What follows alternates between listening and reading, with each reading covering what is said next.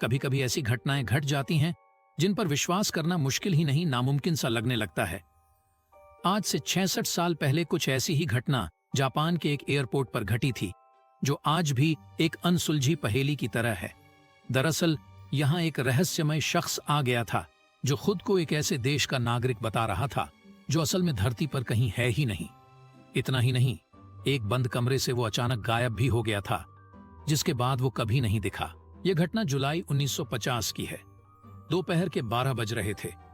एक यूरोपीय विमान टोक्यो के हेनेडा हवाई अड्डे पर लैंड हुआ। विमान में सवार सभी यात्री नीचे उतरे और चेकआउट काउंटर की तरफ गए। वहां बैठे अधिकारी सभी यात्रियों के पासपोर्ट की जांच कर रहे थे। तभी उन्हें एक ऐसा यात्री मिला जिसके पासपोर्ट को देखकर वो हैरान रह गए। यात्री के पासपोर्ट पर टॉरेड नाम के एक देश का नाम लिखा हुआ था। जांच कर रहे अधिकारियों ने इससे पहले कभी ऐसे किसी देश का नाम नहीं सुना था। उन्हें वो यात्री संदिग्ध लगा, इसलिए उन्होंने इसकी सूचना सुरक्षा अधिकारियों को दी, जिसके बाद उस यात्री को पूछताछ के लिए अलग कमरे में ले जाया गया। अधिकारियों ने सबसे पहले तो उससे जापान आने का कारण पूछा।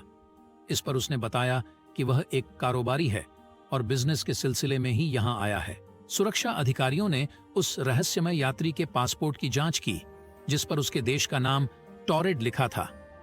उन्हें भी बड़ा आश्चर्य हुआ कि क्या सच में ऐसा कोई देश है। अधिकारियों के पूछने पर उसने बताया कि इस पासपोर्ट पर यह कोई उसकी पहली यात्रा नहीं है, बल्कि वो यूरोप के कई देशों में भी जा चुका है।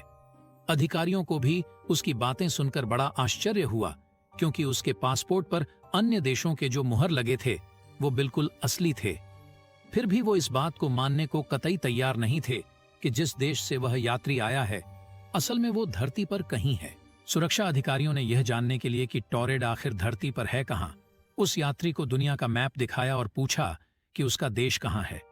इस पर उस यात्री ने अंडोरा नाम के देश पर उंगली रखते हुए कहा कि यहां उसका देश है, लेकिन उसे यह समझ नहीं आ रहा कि यहां टॉरेड की जगह अंडोरा क्यों लिखा हुआ है।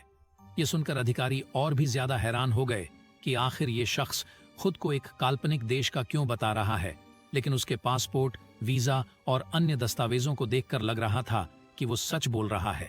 अब वो रहस्यमय यात्री सच बोल रहा है या झूठ, यह जानने का एक ही उपाय था, और वो ये कि वह कारोबार के सिलसिले में किससे मिलने आया था।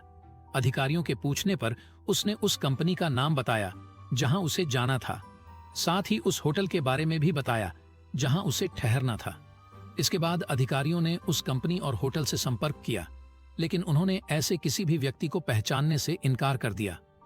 अब जांच अधिकारियों को लगा कि शायद ये कोई शातिर अपराधी है जो अपनी पहचान छुपा रहा है और यहाँ किसी घटना को अंजाम देने के लिए आया है। इसके बाद उन्होंने उसका सारा सामान जब्त कर लिया और पुलिस की कड़ी निगरानी में उसे एक होटल के कमरे में बंद कर दिया गया। अगले दिन जब कमरे का दरवाजा खोला गया तो पुलिस यह देखकर चौंक गई कि कमरे में तो कोई है ही नहीं, जबकि बाहर पुलिस का पहरा था और कमरे की सभी खिड़कियों को पहले ही सील कर दिया गया था। पुलिस को यह जानकर और भी ज्यादा आश्चर्य हुआ कि एयरपोर्ट पर उसका जो पासपोर्ट, वीजा और अन्य कागजात जब्त किए गए थे वो भी गायब थे। अब किसी को भी यह समझ में नहीं आ रहा था कि आखिर ये हुआ कैसे। सोशल मीडिया पर इस घटना को लेकर कई कहानियां प्रचलित हैं। कोई कहता है कि वो रहस्यमय शख्स दूसरी दुनिया से आया था, तो कोई कहता है कि टाइम मशीन के जरिए वो गलती से यहाँ आ गया होगा और जब उसने देखा कि उसका राज खुलने वाला है तो वो कहीं गायब हो गया।